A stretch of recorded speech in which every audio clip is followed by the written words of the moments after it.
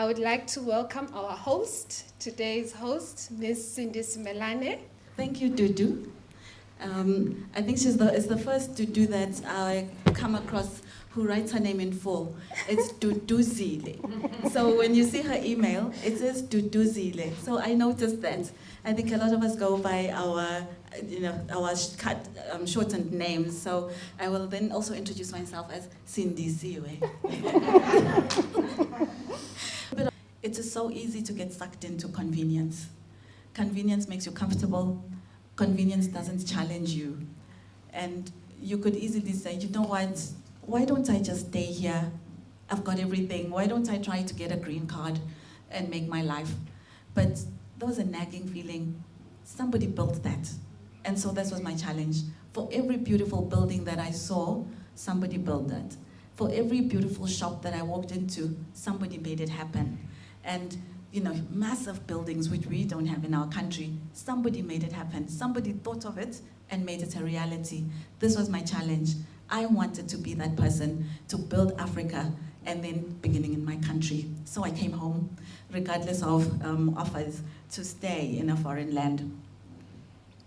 I also noticed that on return to this environment, which is my home, having been exposed to what was possible out there was the reality that to build, it's a process and it takes time. It was 2004 when I returned, and it was not until 2016 when I started my business. So in all of that process, it was fires of refinement, chipping away, character flaws, and being built.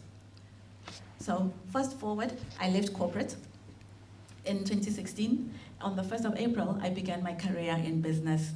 And I was very clear, by the time I left, the nagging was so much that I would often feel like, Lord, I feel like I'm that servant that dug their talent in the sand. And I'm like, the one thing I don't want is to meet my creator and he says, Cindy, there was so much for you to do and you only did so much. This is my challenge to you today.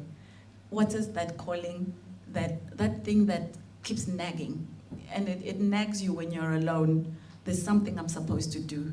What is it? There's something I'm supposed to do. What does it look like? I had a great job. So I stepped into something that I'd never done, my parents had never done, nobody in my family had done, because we're not coming from a business background. But I needed to start very small. It was a shop at the post office. It was at the back of town. It looked nothing like my dream shop. Everything that I had seen in the US looked nothing like that. But it was a first step. And it's been a journey of first steps. It's been a great 8 years. It was 2016, today it is 2024. One of the things I think Ketiwe said was just jump. Jump out, because if you don't jump, you won't know whether you could have done it or not. The worst that can happen is that you fail, and then you take but now the failure is not the problem. The failure is what happens after the failure. So you fail, then go back and pick up the pieces. If there's, the great thing about a network is that there are people that help you to pick up the pieces. So I'm blessed to have sisters, and I'm honored to have my nephews right here today. Can I just introduce my nephews? So it's the support of family goes a long way. And this journey for me is not just my journey, but it's also my family's journey. It's a privilege for me to be able to share my story and my life with people who have become my friends along the way. And so I hope that today will really just be a great day where you can not only be inspired, but I want us to dream today. Be inspired, be informed, be empowered, and let's put this vision down so that he who sees it may run with it.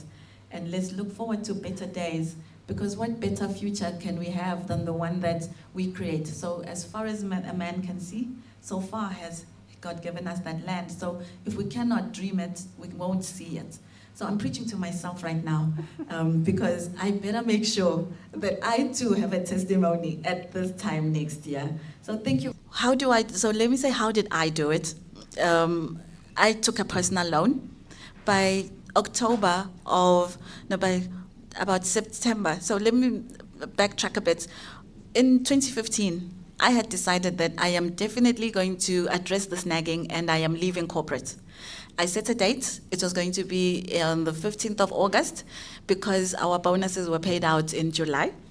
And so I needed to be there for the bonus. And I was not going to leave my bonus, but I was going to wait until the 15th so that it didn't look like just as soon as I got my bonus, I left. So I set a date, 15 August 2015, I'm leaving. So now that I had a date, I started to work towards it. I was actively looking for places now to open the business. And while in that process of looking for places, nothing opened up. The 15th came and went, and I said, now, Lord, I've set a date, and I'm determined. So I'm trusting you for the rest.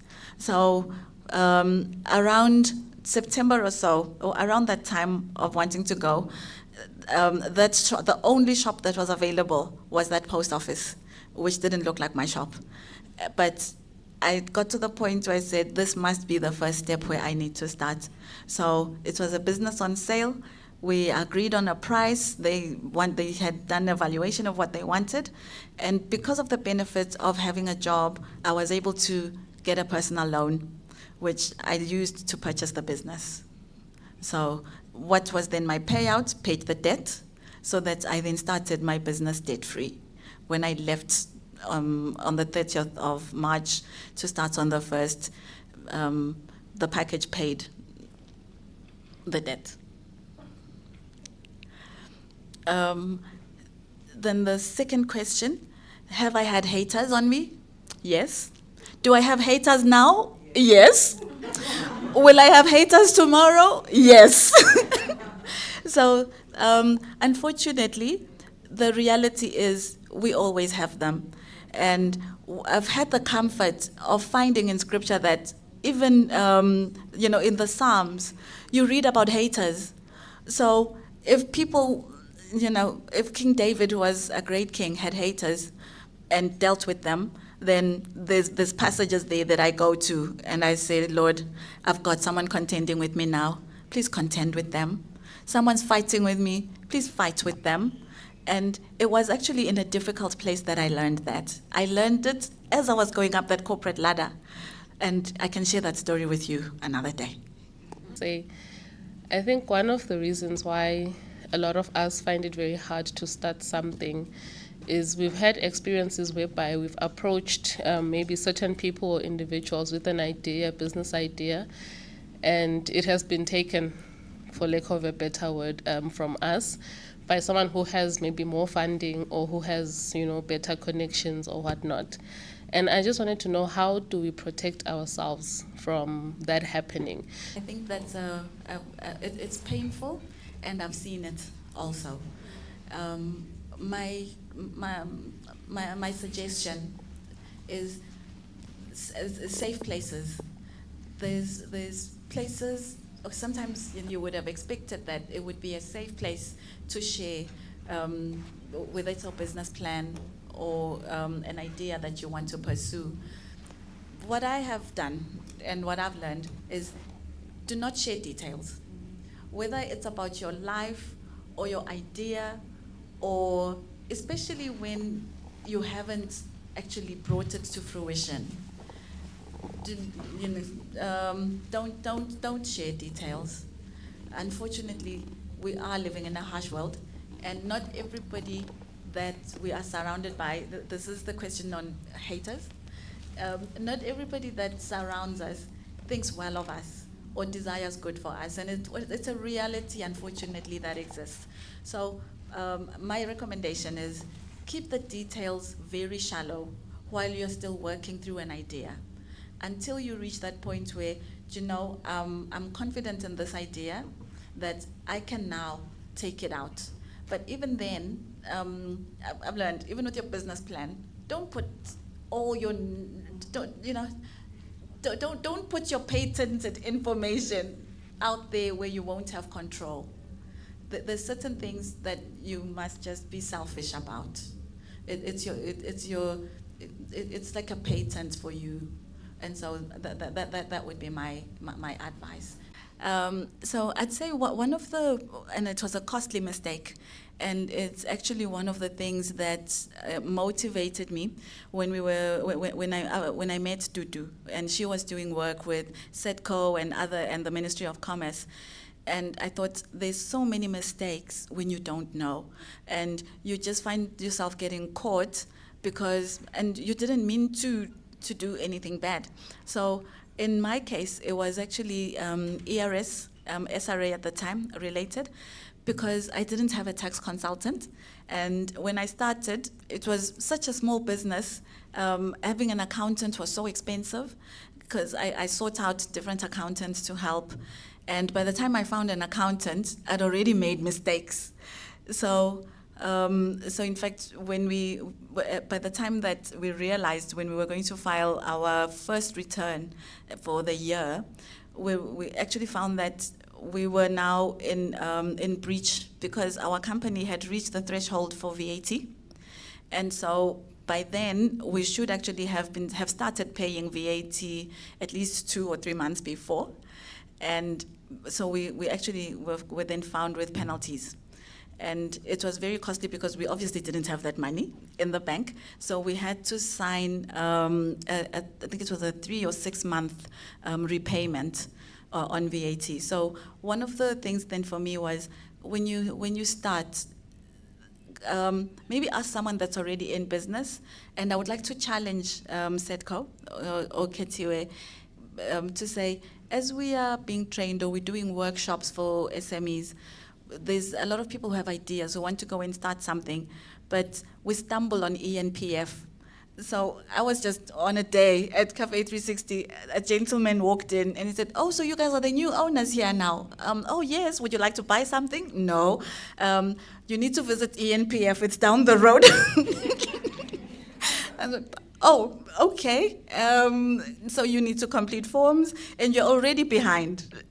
And so I thought, there's just so many things, it's the regulatory things that we don't get to know. What we know is, I want to start a business, so I must go and register. So we go to the Ministry of Commerce and, they help us register a business. Now you have a business. But we have no idea that once I have that business, there's an annual company tax that I need to file. What is Form C? Have you done Form C? No. I don't even know what Form C is, because I got Form J when they registered the company and the registration certificate. Now I'm in the store and somebody from the Ministry of Commerce walks by and they say, "Where's your trading license?" Oh, so I needed to also go and get a trading license, even though I'm registered as a company. So we just find that we stumble on these things, and I definitely learned the hard way, especially with ENPF, VAT. At least the trading license doesn't charge you so badly. So